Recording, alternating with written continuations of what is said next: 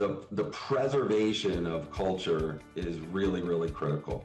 And the way that I think about culture is it's not just a nice to have, it's the operating system that determines whether your scaling efforts are going to end up multiplying your strengths or is it going to amplify your weaknesses as a business. And so, even more specific to that, culture drives decision making. And oftentimes leaders can't be in every room and ensure consistency when those decisions are being made. And so when you've got a really strong culture, you get consistency across the different business units, across your geographies. We're a global organization across the world and across the various business functions. Welcome to Grow Think Tank. This is the one and only place where you will get insight from the founders and the CEOs of the fastest growing privately held companies. I am the host. My name is Gene Hammett. I help leaders and their teams navigate the defining moments of their growth. Are you ready to grow? Today we're going to talk about scaling your company without losing culture. When you think about culture, is it something that is always on your mind, or is it an afterthought to, the fires that you have burning or the next big initiative? I will remind you that the people that you have, especially if you're a service-based business, you need to take care of those people, and those people need to feel valued. And the best way you can do that is having that intentional culture. So today, I think you're going to enjoy the conversation. We are with the CEO of Quattro Business Support. They do financial support, and they do a lot of incredible accounting related work. They work mostly with mid-market companies. And so they've been on the Inc. list 3 times in a row. They have over 2,000 employees, and that's sort of a frame for the company. But what we really go into with Nate Medoff is why is culture so important to the success of a business? He goes into their views of why values play such an important role. He talks about why failure is something not to avoid, but to celebrate. I'm just going to leave that there because a lot of people go, "What? Why would we be celebrating failure?" But you have to listen to the episode to find out. And many other elements around culture as an inflection point. There's some really intelligence and wisdom inside of this from a CEO who has been there and done it. They've gone through acquisitions to add more people. They've gone through organic growth, and I thought you would enjoy this conversation, and hopefully you will as much as I do. My name is Gene Hammett. I'm a CEO coach. We do executive coaching. We do leadership development and even manager coaching for people inside companies that need to have the leadership skills to reach that next level of potential, that next level of even skills of being a leader. A lot of people think that they understand leadership, but I'm here to tell you, whenever I ask them questions that they think they know, in air quotes, about leadership, like coaching their employees, the employees are not very clear about what that really means. They have a definition of it that is a little bit off or warped in some places. I say that because if you are curious about the work that we do and you're curious about how you could get involved, maybe learn a little bit more, then go to a special training that we host. We do one about once a week. It's rare that we don't do one, but if you'll go to training.coreelevation.com, you will find the latest training that we have to help you grow your business, help you become a better leader, and help you truly take your business to that next level. Now, if you're curious about that, just go to training.coreelevation.com and you can register today. It's absolutely free. Look forward to having you there. When you lean into today's episode, take notes, and learn about scaling a company without losing culture with Nate. Here's the interview. Hey, Nate, how are you? Great. How's it going, Gene? Great to meet you. I am excited about this conversation. We're going to talk about scaling your business without losing culture. It's something top of mind for a lot of companies that are growing fast.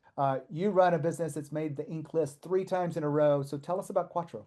Sure. Quattro is a finance and accounting consulting and outsourcing business. So we are experts in finance and accounting business processes and systems, and we work with companies to really optimize that function, reduce the costs, improve the service levels, improve automation associated with that business function. And our clients tend to be mid-market clients, so ranging as small as, $30-50 million small or mid-sized companies up to some pretty large enterprises, global multi-billion-dollar organizations. And we really focus on a couple of industries. So we focus on what we call our multi-unit consumer businesses. So think restaurants, think retail, where they have multiple operating units, and we perform a lot of the back office technology and accounting work for those companies.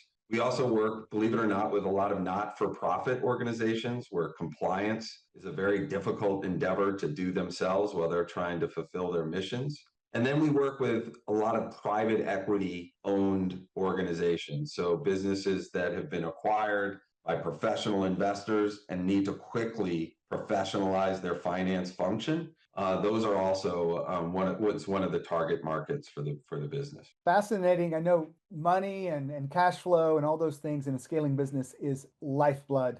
I'm kind of curious, how are you guys, or if you are, adopting AI as you serve your clients? Yeah, I mean, first of all, technology has been sort of core to our vision and strategy since the inception of the business over 20 years ago.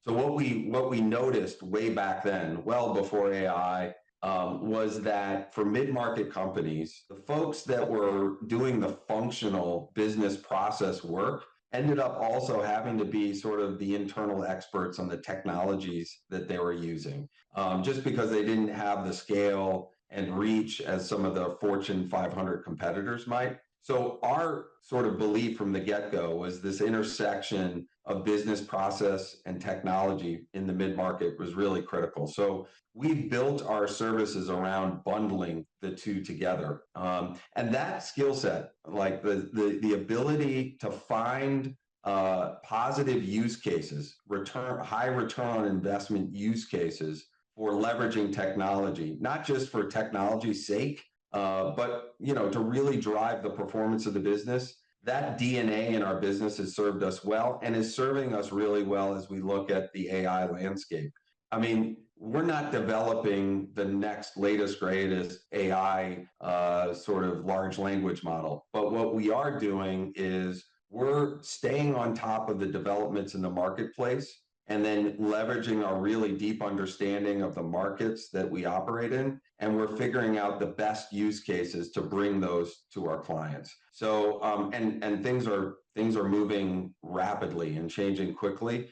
So it's a really exciting time for our business. I got one more question because I really am fascinated by what AI is doing. If you had to project out the vision of AI in your industry in 3 years' time, and if that's too far, because I know, I know it's changing so fast. Oh, yeah. For 1 year, what would you tell us about that? Yeah, I think that's a phenomenal question. I think for us, it means two very, very specific changes that are going to be happening. One is sort of the way that we interact with our clients is going to change significantly. And what I mean by, I'll just give you one example of how we interact with our clients today and how that's going to change. So a lot of our clients, we literally take over their entire financial reporting function. So we take all their data and their transactions, we input those into the financial system, and then at the end of the period, at the end of the month, we close the books for them, and we deliver their financial reports, their income statements, their balance sheets, their cash flow reports. And then today, typically what happens is the CFO or the CEO will get on the phone with one of our experts, and they'll walk the client through the financials and answer questions like, well, why do we have a variance in this expense? What is this about? Are you sure that this is correctly reflecting a change we made in the business? And we have this dialogue with our clients. A lot of those questions are sort of repetitive in the sense that that may sort of regurgitate something that happened in the business 3 years ago or 6 months ago, and we have to explain and sometimes re-explain a variance that has come about due to seasonality or some other business change. AI is going to fundamentally change the way that a lot of those discussions occur. Meaning, so today a client will go to our portal, they'll download their financial reports, and then they may log a question that'll go to one of our experts, or they'll just pick up the phone and call us. We'll have a chat bot at some point that will be able to do a lot of this analysis in real time and will be able to generate reports instantly to answer the questions of our clients. Now, some of that interaction will then still lead to a conversation, we believe, but the ability to deliver this advisory capability to a lot more clients is really what's going to happen with using this really powerful technology. The other big change for us is in the skill sets of our employees. Today, to do the work that we do, we need some really true technologists who understand databases and understand how to program and write programs to support, the service that we deliver. In the future, a lot of that activity is going to get automated. And instead of having experts in, let's say, a particular programming language, we're going to have people who are going to be expert in using technology, but also stewards of that particular business function and capability. So it's really going to end up changing the nature and the skill set of our employees in very specific ways. Well, I could probably keep going with you on this line of questioning, but you've grown your company consistently, at least over the last 6 years. I know you guys are a little bit older than that, but you made the Inc. list 3 times and it's got a 3-year run rate. You also have 2,000 employees, which is not the biggest company we've had on here, but it's probably in the top 10 because we really focus on sort of that smaller mid-market to smaller companies because that's what's on the Inc. 5000. So we're going to talk about your culture and scaling culture scaling your company without losing culture. Tell us about some of the things that you were experiencing as you've grown or inflection points that would help us understand how culture was shifting as you grew your company.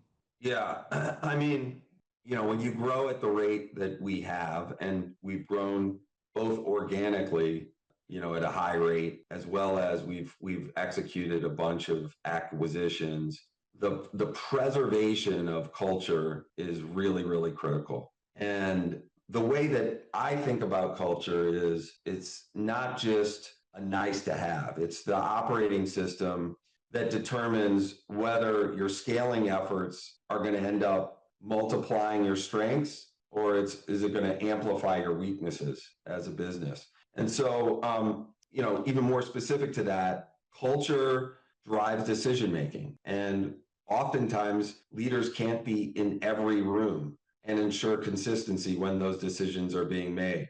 And so, when you've got a really strong culture, you get consistency across the different business units, across your geographies. We're a global organization across the world and across the various business functions. A positive culture, that does for you is it attracts and retains your top talent. And those folks align with your mission and ensures that the quality standards that you've set are maintained even when the organization is strained by rapid growth. A more specific example of this in our organization was back when we executed one of our largest and most significant acquisitions. And this was back in 2023. The acquisition added new service offerings, it brought new markets into play, new delivery locations, and it added roughly 50% to our top line. So it was massive for us. And the integration of this business impacted just about every business function, required extra effort from us, every leader in the business. And even though on paper the acquisition was, checked all the boxes in terms of investment thesis, there was no way we were going to realize that value without being able to entrust our teams and people to make hundreds of incremental, rapid decisions. And we had to do all of this, by the way, while we were serving our existing customers with the same level of service that they had grown to expect. So I think a strong and healthy culture was really critical in this particular case for us, getting the value from that very large investment and executing and continuing to execute on the vision of the business. I know not everyone is into the data side. You're in finance, so I'm going to take a leap here. How would you say that you're measuring culture? Are you measuring it over time, comparing it certain numbers? How would you frame that in for another CEO that's considering, the troubles of scaling a company to the size you've gotten to? Yeah, I mean, first of all, culture is hard to measure, quantitatively. And I think that, we could have a separate discussion on building, kind of the right KPIs, key performance indicators for the business to measure not just the results, kind of looking in hindsight, but also leading indicators of whether or not you're operating, kind of in the proper way. The answer to that question of how we're doing with culture, I think, is a mix of the quantitative. So you've got a set of KPIs that align with the culture that you're trying to promote. So, for example, for us, one of the key elements of our culture is backed up by this value of investing in our own employees' development. And that value is really critical to, one, developing the right skill sets and so forth across the organization, but it's also critical for getting our employees to contribute and believe in something much bigger than themselves. And so when they go ahead and do that, when they are committed to their own development and they improve their skill sets, it definitely translates back to very specific quantifiable measures like employee retention, customer retention, customer upsell. So your customers, not only are you keeping them, but they're buying more from you because they're getting value. So those are indirect kind of measures that tell you, hey, wait a second, we're really onto something here. This culture is contributing to create an environment that's bigger than just a place to go to get a paycheck. I asked a question about measuring culture, and I just thought I'd throw in there a little bit of insight. There's a lot of different ways you can do this. One powerful way is the ENPS, the Net Promoter Score for employees. That's what the E stands for. The Net Promoter Score is a 1 to 10. I'm not going to unpack it for you today, but it's a single number that if you tracked it over time, you would be able to see if your company is getting better within their culture or not. It's based on one single question, and the data behind it is easily calculated, so it's easy to understand. I won't unpack it for you, but if you want a separate kind of training behind that, we'll give it to you for free. Just send me an email, gene@genehammett.com, and I'll give you the free training on Employee Net Promoter Score. Back to Nate. I'm going to ask you a question that comes up quite often with my clients. Scaling culture. That's what we've been talking about today. Scaling your company without losing culture. And when you first start out a company, and I don't know if you can think that far back, is a lot of people have said this. I've said this before, but they treat their culture as a family. And then they get to a certain point where they're like, oh, well, we're having some complexities with this family thing, because a lot of people are like not firing people and not holding them accountable the way they would, because if you're family, in air quotes, you're treated differently. But I see this shift to, in the best way I can describe it, and you certainly can disagree with what I'm saying, is it begins to shift to look a little bit more like a professional sports team. Everyone has their role, and if you can, we'll be patient with you if you're in a slump, but we also know that we have to perform and everyone else is counting on you, and so we might have to trade you to another team. Have you ever thought about it in that analogy with your growth? Well, first of all, I'm a huge, huge believer in sports analogies as it relates to life and business in general. So the more sports analogies I get, the better. So I think that's a good one. Listen, I think that a business is like an organism, and it grows up, and as a child matures and go through stages of life, different skills and different things become more important. And I think when you're an early stage business and everybody's shoulder to shoulder and working together for to survive, in some cases, to get over that next hump, and celebrating together, you develop a bond with those folks that is unlike any other. And I still have employees that we started in, kind of the proverbial garage, if you will, with way back. And I have a connection with those individuals that is just completely different than any other employee. And it's important to recognize that. But as you grow and as you mature as an organization, things inevitably change. And one of the toughest aspects of maturing as a business is that you have to come to this tough realization that some folks that were instrumental in the business at the early stages of the company, it's just not going to be the right place for them as you make it to the next level. And those changes can be really gut-wrenching decisions to make. But in the end, again, not to really just beat on this platitude, but you are building something bigger that's bigger than any one individual. It's certainly bigger than just me. And sometimes you have to make decisions that are better for the evolution of the company as a whole.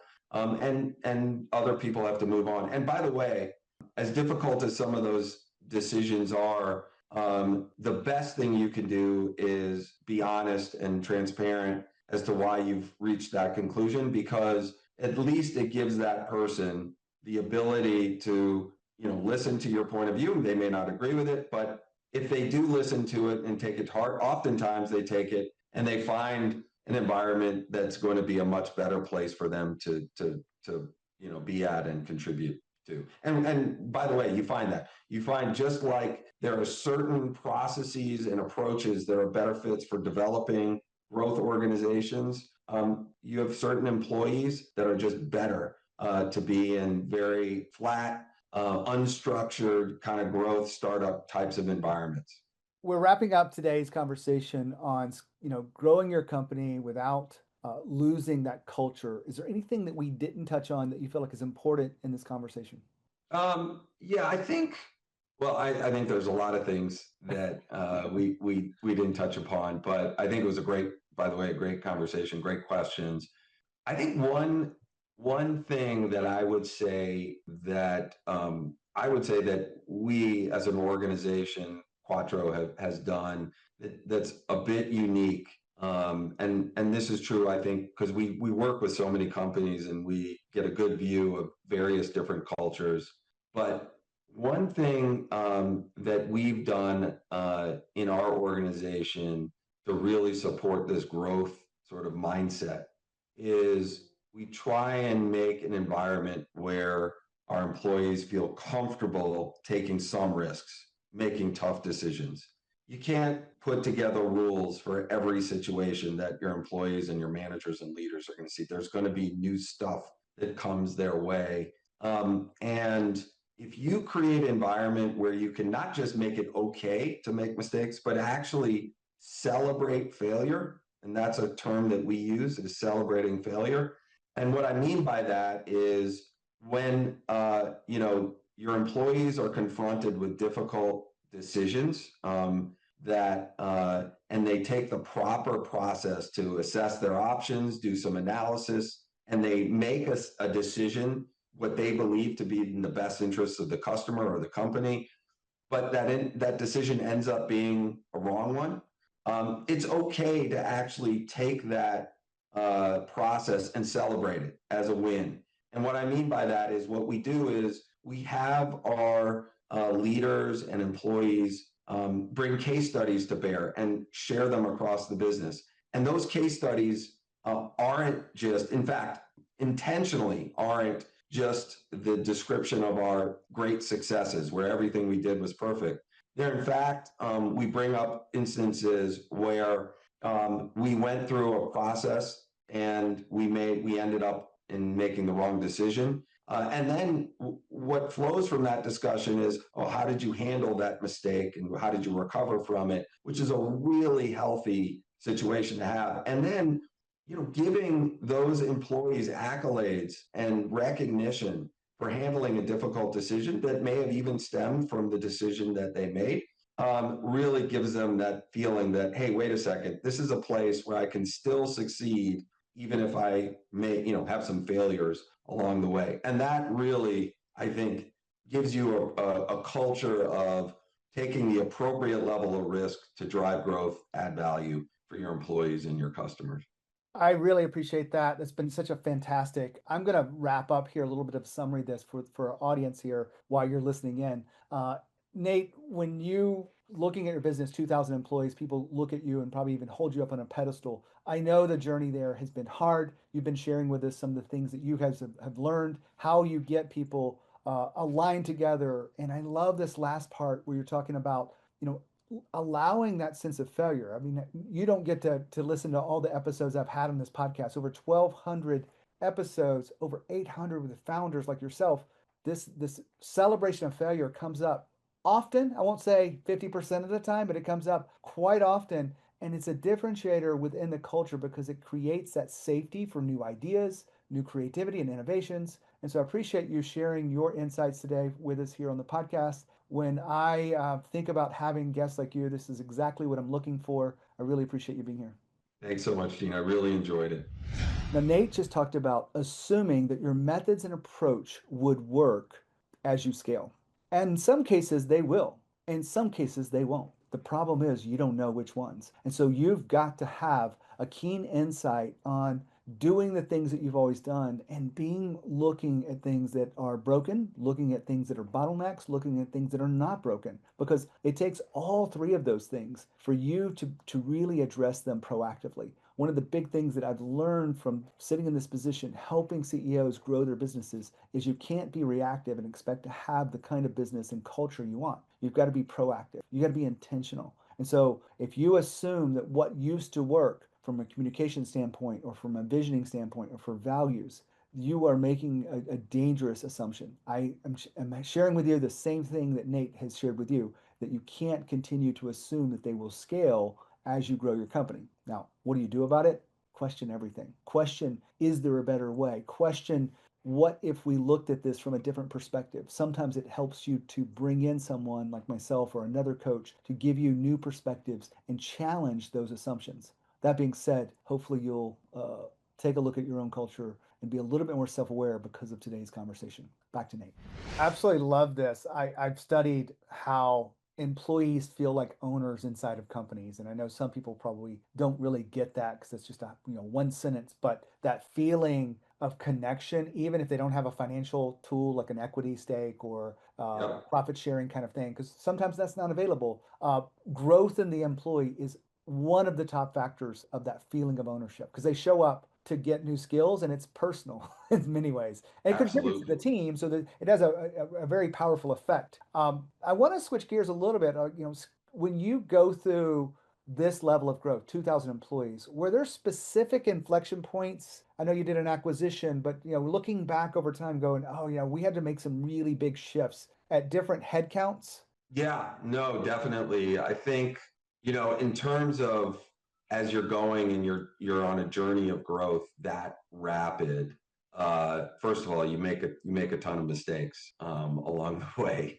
But I think there's two things that are really important to keep in mind, when you're embarking on a journey of growth like that. One is that first of all, you can't always assume that the methods and approach that worked really well for you at one stage of the business are going to continue to work as well within your organization as you begin to scale up. So that's one, sort of learning that I've had as I've navigated through several stages of growth. Secondly, I think sometimes when you're in one of these high growth trajectories, you feel like you need to take aggressive action and move into new markets or move into new service lines just to continue the momentum of the business. So you've got this almost bias to act.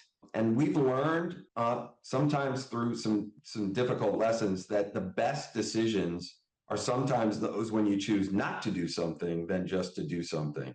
So those are just two kind of general lessons. I think like an example from the standpoint of one on the first premise, which is taking an approach that worked well with one stage of the business that you might outgrow, is organizational structure. We had a really, in the early stage of our business, we had this really key critical role called a client director. And every new client that we would onboard, we would assign this client director who was a highly experienced professional that really understood finance and accounting and industry and technology, in some cases, more than one of those aspects. And they were responsible for not just ensuring that we were delivering against the expectations of our client, but they were also building this advisory relationship with our clients so that our clients would come back to us and ask us as their business changed how they should handle it. And we would end up helping them navigate through those changes. So what we learned though, when our growth began to accelerate and the pace of adding new logos increased fivefold or sixfold in some of the areas of the business, we found that this approach became actually a bottleneck for our growth instead of supporting the growth. And we also learned that this approach of taking a very specific type of person and assigning them to every client to fulfill this mission was actually sort of impeding the development of this advisory muscle across, the organization. And the result, after some bumps and hard knocks, is that now what we do is we categorize our customers as they come in by complexity and growth potential. And we assign different types of individuals to every client to be the stewards of service and elevating the relationship to that advisory level. So that's just one example of how the structure of our organization might need to change as you scale up. Wow, what a powerful interview. I love talking to someone who's obviously been through it, the ups and downs, the challenges, and has come out on the other side with clarity of importance of the people and the culture inside of a business. When you talk about scaling your company without losing culture, you want to make sure that you don't fall prey to what used to work should just be continued. You have to make new assumptions. You have to try new things. I even love the part where he's talking about we celebrate failure. It is a very different energy and experience inside of a company when you do this well. We weren't able to get into all the details, but if you're ever curious about that celebration of failure, we have a lot of conversations with clients about that. So make sure you reach out to them. The next training we have is coming up. Just go to training.coelevation.com and you can register for free. It's a CEO only session, by the way. When you think of growth and you think of leadership, think of Growth Think Tank. As always, lead with courage. We'll see you next time.